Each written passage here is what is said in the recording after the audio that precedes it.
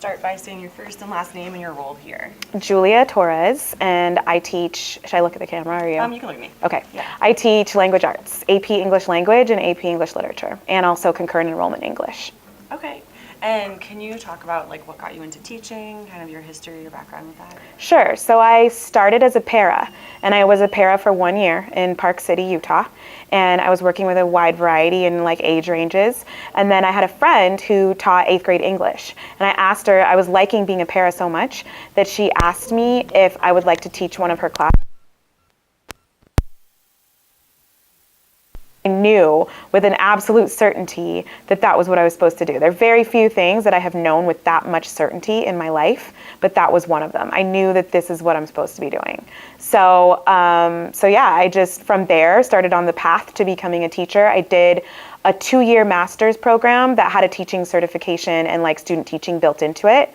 And then from there, so I wound up with a bachelor's in English, master's in curriculum and instruction, and then I got a second master's later in language arts or in English or whatever you want to call it, fine arts, because I needed more English, graduate level English experience and knowledge. So along the way, I've taught in a small district, a medium size, and then this is the first large district that I've taught in. Sweet. And how long have you been at DCIS? I've been at DCIS since 2014, I think. Great. Yeah. So what got you involved with the Growth Through Connections program? What was that? My principal just said, this is what we're doing. We want all of our grade level leaders trained to be able to roll out the Growth Through Connections and Chris Emden's teachings with the rest of the school. So that's kind of what the hope was, that it would start with the grade level team leaders, and then everybody would gradually get brought into this idea of what Chris Emden's work is all about, reality pedagogy and adopting neo-Indigenous practices within our instruction, but also our classroom climate and culture. What are you doing in your classroom related to his work? I do a lot of co-teaching lately. So really trying to incorporate the student as expert and helping them to understand that their own potential, but also their resources that they bring to the class, and how strong they already are, the skill sets that they already have. And then, so for example, right now, my students are reading The Things They Carried. So they're going into The Things They Carried and they're pulling certain pieces to then do a rotation on Monday. And it's basically their groups are experts on 20-page pieces, chunks of the first section of the book. So that's a little bit radical for me, because in the past I would have done dialectical journaling, and we did do this a couple of weeks ago. Dialectical journaling, where students are like really structured in the way that they analyze syntax and style features in the text. In AP, the challenge is that nobody's prepared for this class when they come in. Very few people, I would say 1% to 3%, are prepared for the class when they come in. And then when they leave, we don't know what the test results are going to look like. But historically, I've had pretty good results, I think, in comparison to a lot of other people. So clearly something is working. As far as the neo-Indigenous practices that Chris Emden talks about in his book, we do talking circles sometimes. We do dyads. We do co-gens as needed. We do a lot of things that really just reflect my own cultural background and awareness, but then also my awareness of how important it is for the students to feel at home and to feel like I know enough to research their cultures and care about their backgrounds and care about the way that they speak with one another. The code switching is big also in the class. That's important. Let's see. Can you describe specifically, like, maybe one thing that you used a lot, like what are students doing in that regard? So there was that piece I talked to you about with the co-teaching. Mm-hmm. And then as far as code switching, I think that we've gotten to a point where students themselves know that there's an academic register that we use when we're talking about AP and using AP terminology and just trying to learn about how we can apply that to our writings and our interpretation, our critical reading of literature. But then there's also There's also the Spanglish that they speak with each other, and that's okay in my AP English classroom, where I can tell that there would be some folks who would not be okay with that. We read How to Tame a Wild Tongue, and some students really enjoyed reading that because I think they felt like they have felt at various times like their tongues have been tamed. So it was really liberating to be able to read something like that that validates the mestiza consciousness, or somebody who speaks multiple languages and operates in different modalities, as I do myself. So it's easier for me to have empathy for that and to understand the need to make space for that because of that being part of my identity and personal experience too. Awesome. Are you noticing changes in like students' attitudes or beliefs or behaviors as a result of your work with Growth Through Connections? Yes and no. I'll be honest. A lot of the things, because I'm a Black female educator, a lot of the practices are things that I already have done for a long time. So that's the no piece. The yes piece would be like, I think I'm more intentional as a result of reading the book and just really trying to always make sure that my beliefs line up with my practices. So as far as how the students are reacting to it, I mean, I don't want to be too self-congratulatory, but I think that my classroom is one. People have told me numerous times that they feel comfortable, they feel safe, they feel like they can be themselves. Nayeli's pointing to herself. She knows that I love her. They know that I love them without any kind of a doubt about that. They know that my motives are clear. They know if they don't like something that they can voice it. They know if they feel disrespected, they can tell me. And those are things number one, like that's probably my first priority, is for people to feel safe. And then second priority would be for people to know that they can be honest with me and I'm going to be honest with them. So safety and trust are big. And I think that's how we build community in this classroom. And I don't know necessarily that that exists in a lot of other classrooms. I had someone tell me today that they don't have that relationship with any other teacher, nor have they ever. And so that was really big for me to hear that. And then I had someone else tell me, you have no idea how much you've impacted my life. You're a really special teacher for me. And those types of things matter so much more to me than any kind of survey, any kind of evaluation. That's the feedback that really helps me continue these practices and continue to show up the way that I do. Yeah. Do you think, I mean, obviously like who you are is a big part of that. Is there anything specifically that you do in the classroom that you think allows students to feel safe and feel trust and all of that? I mean, I use Spanish when I want because it's part of what I consider to be my richness. So, I mean, I use that when I want, and I think that makes people feel like they can too, which is good. I think that I also am really open with them about my own process of finding out who I am. And so perhaps that makes people feel like they are okay to stumble upon it, or like to go along the rough road of identifying who they are. They don't have to have it all figured out right now.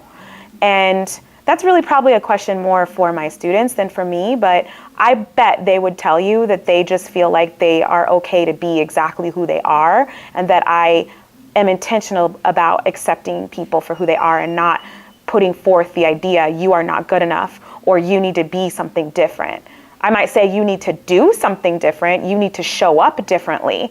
I need more from you in terms of a focus and attention on your goals, because we're trying to meet goals together.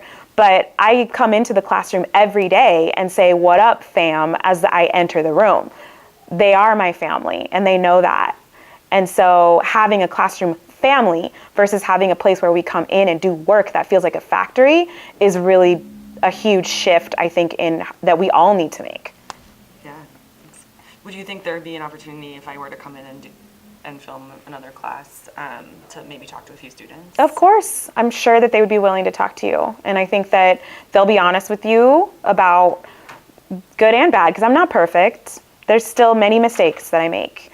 But I try to be really humble about those mistakes and really honest. Like, there was a year that I had a terrible time in AP Lang. I just screwed up. I did a lot of things wrong. I was too focused on getting certain scores and really married to the idea that the scores needed to look a certain way, because theoretically I had been working with these kids for so long, so there's no reason why it shouldn't look this way. And I disregarded people's identities and personalities and relationships and what they were, the skill set that they were bringing into the class, and even their interests, all in pursuit of just like my own ambition to have things look a certain way. And that was something I had to own with them, and we had to heal from it. That's great. Do you have any specific goals of things you're want to try out with Growth Through Connections or Chris Emden's work? I don't know, that you're looking forward to, or? I'd like to roll it out with the rest of the staff. I'd really like to work with the rest of the 11th grade team to make sure that everyone knows what the work is and in some way can adopt something from it. I'll be honest about this too. I face resistance when you put a book that says for white folks who teach in the hood.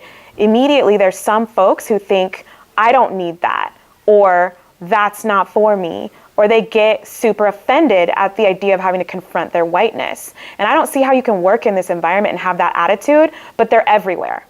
And so that's going to be a barrier unless we actually talk to kids about specific things that work for them, that their teachers who adopt these practices do, or their teachers of color do. And then people see, okay, I heard it straight from the child's mouth. This is what needs to happen. Let me humble myself and adopt some of these practices.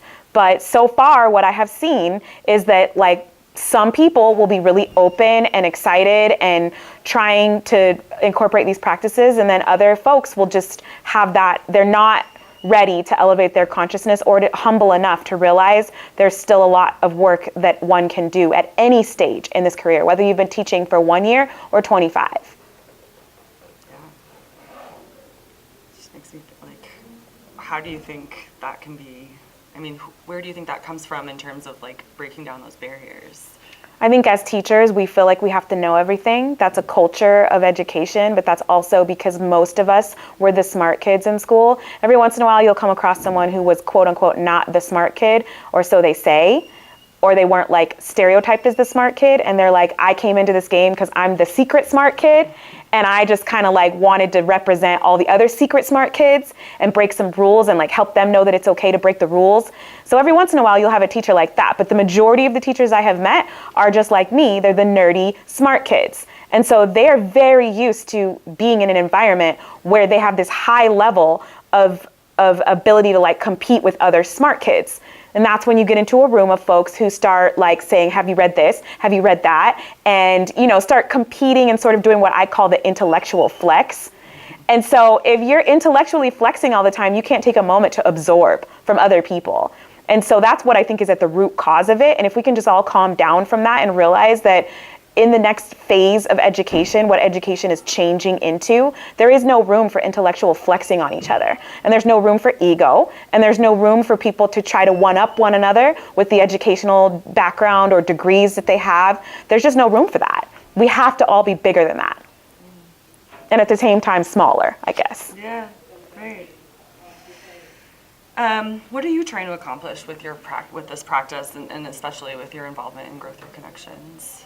Again, I would say the rollout with the 11th grade team, because that's what I was asked to do. As far as my own work, I'm just trying to be consistent with culturally sustaining practices. If I'm 100% honest, I'm not really that big of a fan of the AP title anymore.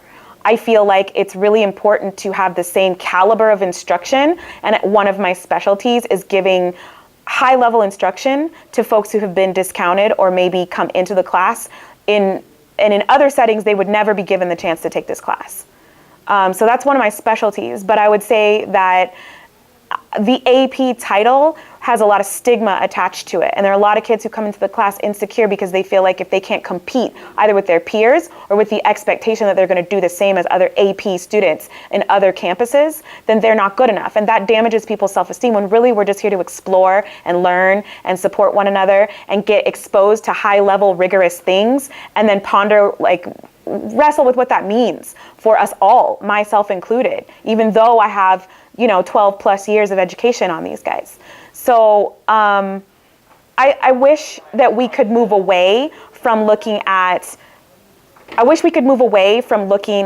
education as something really prescriptive and really formal, and look at it as a process of exploration, and just remember that people really need to get back their love of learning and curiosity for learning. That's what really needs to happen. People need to be nurtured to be able to do that, because these days you can find out virtually anything you want to know on the internet, or at least an introductory level to anything you want to know on the internet. But there is still value in experts and in expertise and in people who have dedicated their whole life to being like super immersed in the world of bioluminescence or something like that in the ocean. You know, so if we respect that deep type of knowledge, then we know that it takes years to accumulate. So right now, when we live in a world where people think, maybe I don't need school, maybe I can just get anything I want from just doing a quick Google search, it's even more important, maybe now more than ever, to dive deep and help people understand, find your passion, and then go after it for years if it takes that long. Just make sure that you're really seeking knowledge. And so my goal is to, of course, inspire my students to find that thing they can be passionate about. But right now, my hands are tied a little bit because I'm teaching AP, and I'm in a red school. So there's this really strong push to make sure that people produce in a certain prescriptive way, which can be very oppressive for myself and for them. Yeah. Are there any things that you think the Imaginarium could do to support you or support the school, you think? Any resources? I think you already are. It would be really great for some of the other teachers who are not directly involved in the work or engaged in it on the level that I am, to be able to watch videos and perhaps hold co-gens or cohorts where they're watching videos of classrooms, not in the way that sometimes it gets pushed out to us. Here's a model classroom. Make your class like this. You aren't good enough. This is how you can be better. Instead, it's what do we like about what we see? What are some things that could be changed? What are some things that you want to do in your classroom after watching this video? Because no one's teaching practice is the same. That's what's beautiful about it, is that your teaching practice in your classroom reflects who you are as a person. So it shouldn't be the same as mine. I don't have a one-size-fits-all recipe for success that I can give to everyone. But I wouldn't mind if people watched a class of mine and thought, you know what, I really liked how she did this, and then it made it better for kids in other classrooms around wherever. Yeah. I think that would be really cool. I don't like everything I see when I watch some teaching videos, but some of them feel really forced, they feel really fake. They usually have a white person in control of a classroom full of black and brown kids, so reinforcing power dynamics. So it would be really great if Imaginarium had this, videos of teachers of color teaching children of color, and this is what it looks like. All the things in Chris Emden's book, I'm sure there are videos out there perhaps that show the things like the cogens. This is what one looks like. This is what, code switching looks like. This is what greeting someone at the door with a handshake or having a classroom name. This is how to use it in a non-cheesy way, but you got to still make it work for you. Because nobody wants to be corny and fake. Everyone has to change things to match who they are as people and as educators. And the reality is that most of our educators are white, so that some of the things that they're going to do might kind of look strange because it's not normal to them. But in the book, it talks about, too, how this is about community-centered, individual-centered learning and instruction. So it's not about black and white. It's not about a white teacher coming into a black and brown space and then just like co-opting some of the behaviors and norms. It's about wherever you are, adjusting your instruction to be student-centered and making sure that the community and the cultural norms and values are respected and incorporated in the process of teaching, which can become it can be the process of colonization, both physical and mental, if we don't fight that, because historically that's what it has been. Would you be open to us, like, if when I come in and videotape another time, of using like a video of your class in that way? I would. I think I would need to feel like the camera is to the side, because I've had people come in and film before and it changes the whole dynamic of the class. Students start acting weird. Everything just feels really artificial and fake. And I'm not going to script myself or them. So we'd have to find a way to do it where it is as natural as possible, because I don't want other people seeing what I have seen, which is fakeness. Yeah. We could work together and try to find a way Yeah, make it feel as natural as possible. That would be good. Yeah. Last question, is there any advice you'd give to new teachers starting this work? I would say the things that I said earlier: be humble, be curious, listen to your students, ask them if you want to try something new, give it a shot, but then ask them, I tried something new, maybe I feel a little awkward, maybe it's coming across a little whack, I need you to like interact with me and let me know honestly. And if you say that you want honesty from them, number one, mean it and be honest yourself. So I would say too, the greatest success I have had is when I've screwed up and I've admitted that in front of the class.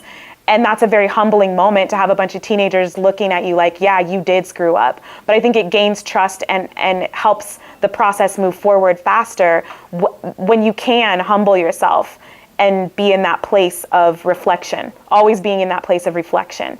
There's a lot of people who write a lot of books on education. There's a lot of stuff out there about how to be the best educator possible. But the best book ever is talking to a student who has taken your class about what works and doesn't work for them. I mean, that's the best education. Because this is not a business of anything other than helping people to grow, growing yourself, and helping folks to be the best version of themselves and to continually be curious and seek knowledge so that they can make the world a better place. And that's not going to happen if we're just reading books about theoretically how we can adopt practices and then not really doing them.